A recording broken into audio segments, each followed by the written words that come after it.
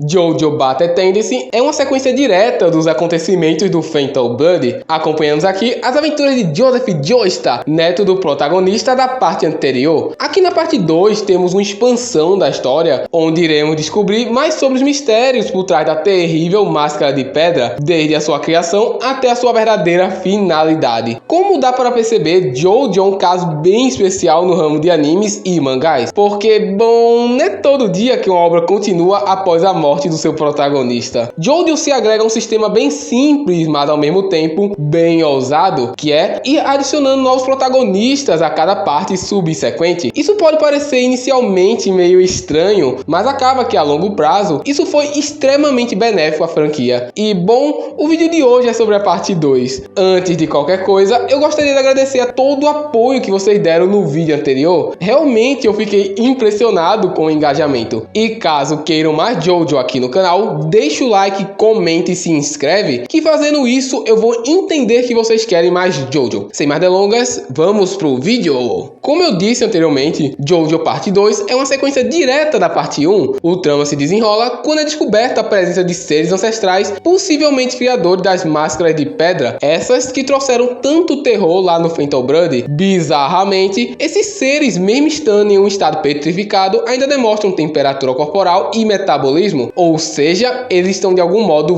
vivos. Paralelamente, somos apresentados ao protagonista da vez, que é o nosso querido Joseph Joestar, sendo malandro, encrenqueiro, enganador e, acima de tudo, imprevisível, o completo oposto do seu avô. Joseph acaba sendo simplesmente um dos protagonistas mais queridos de JoJo. O seu carisma e estilo acabam cativando facilmente o público, e diferente do protagonista anterior, o Joseph já domina a técnica Ramon, mesmo sem ter recebido nenhum tipo de treinamento, e ele irá se utilizar dela dos modos mais criativos possíveis para superar os seus obstáculos, que não serão poucos nessa árdua jornada. Se eu fosse resumir a parte 2 de uma forma simples e didática, eu falaria que ela é a parte 1 aprimorada. Todos os conceitos aqui já foram apresentados previamente no Phantom Blood, então em vez de apresentar tudo de novo no Battle Tendency, o Araki optou por aprofundar e expandir os mesmos. Temos o Ramon com mais técnicas e aplicações, a Máscara de Pedra descobrimos sobre seus criadores, etc e etc. Graças a isso temos uma resolução de vários mistérios que foram apresentados na parte anterior. Não seria exagero afirmar que essa poderia ser tranquilamente a última parte de JoJo, já que temos a conclusão de praticamente todos os pontos relevantes que foram apresentados. Porém, não é só de reutilização de conceitos que vive a parte 2. Aqui temos uma temática bem interessante, que é a tal da raça superior. Logo nos primeiros minutos somos apresentados de forma implícita a essa temática, onde vemos dois policiais brancos agredindo um garoto negro, por teoricamente serem superiores a ele, assim como o exército alemão se achava superior ao resto do mundo, ou também um humano que através da Máscara de Pedra tentou transcender a sua própria humanidade. Todos esses tentaram se colocar em um pedestal de superioridade, apesar de que no fim de tudo, essas pessoas eram apenas meros humanos igual a qualquer outro, diferente dos reais seres superiores, aqueles que transcenderam a todas as outras espécies da Terra, os Homens do Pilar. Os Homens do Pilar são como se fossem o ápice da evolução dos seres vivos, sendo extremamente fortes, com uma longa longevidade e com um intelecto muito além da compreensão humana. Justamente esses seres tão poderosos e magníficos são os vilões da parte 2, esses sendo os criadores da Máscara de Pedra e arqui-inimigos de usuários de Amon. Porém, mesmo sendo tão poderosos, os mesmos demonstram uma extrema fraqueza à luz do sol, e é justamente por ter essa imperfeição que as Máscaras de Pedra foram criadas, com o intuito de evoluir a sua raça e assim alcançar a perfeição. Acaba que é justamente nessa busca para se tornar a forma de vida definitiva que move a nossa trama. Pessoalmente, eu acho uma sacada muito genial do Araki ter abordado tal temática justamente no período pré-Segunda Guerra Mundial, onde tínhamos toda a narrativa de arianismo, etnia e discriminação. Com toda essa premissa, nossa história vai seguindo em um ritmo bem intenso. É perceptível que essa parte aborda muitas coisas simultaneamente, e tudo isso em apenas 17 episódios. O Araki nessa parte tentou trazer algo diferente da parte 1. Em vez de termos uma história de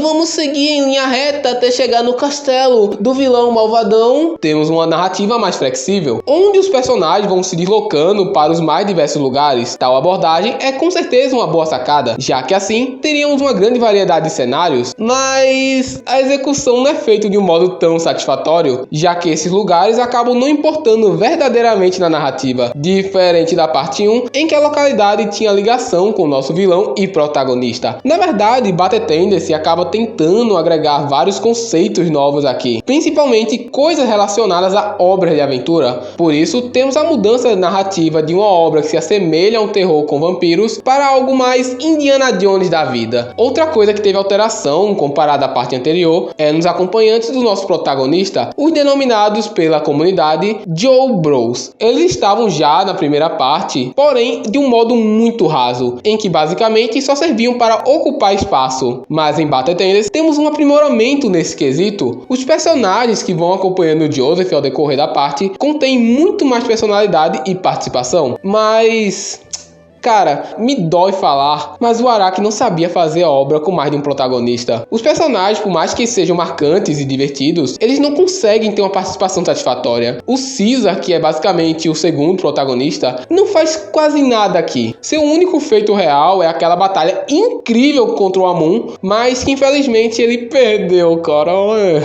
E se a dupla do protagonista já não tem destaque quase nenhum, imagina os outros personagens. A Lisa demonstra sempre sabedoria, habilidade, força, aí quando vai ver, perdeu sem fazer nada direito. Os mestres do Cis e Joseph também não fazem muita coisa. Um morre que a gente nem viu, e o outro só serviu para ser feito de refém. Tipo, eles não eram mestres do Amon, que treinaram por, sei lá, 70 milênios, e sabem 350 execuções para poderzinho. Claro, os vilões eram tipo os seres superiores, logo sim, tinham que mostrar o quão poderoso eram. Mas, cara, não é porque os vilões são tão fortes que os personagens secundários não precisavam de participação. Isso é nítido, principalmente quando vemos quem foi que derrotou cada Pillar Man. Eu sei que tem poucos vilões aqui, mas poxa, os 4 que tem são derrotados pelo Joseph é sacanagem. Talvez possa parecer que eu achei isso uma porcaria total, mas não é ruim. O meu ponto é que poderia ser melhor, sabe? E eu vou te mostrar como. Naquela batalha, o Caesar poderia ter derrotado um dos Pillar Mans, mesmo que tivesse ainda assim perdido a vida em batalha. A Lisa poderia ter sim perdido para o Kai, porém tivesse uma luta maior e acirrada. Só nessas pequenas adições acabaria amenizando esse probleminha. E antes que você pense que eu tô pegando muito no pé, saiba que o próprio Araki foi percebendo esses problemas e os corrigindo ao decorrer das partes, mostrando que sim,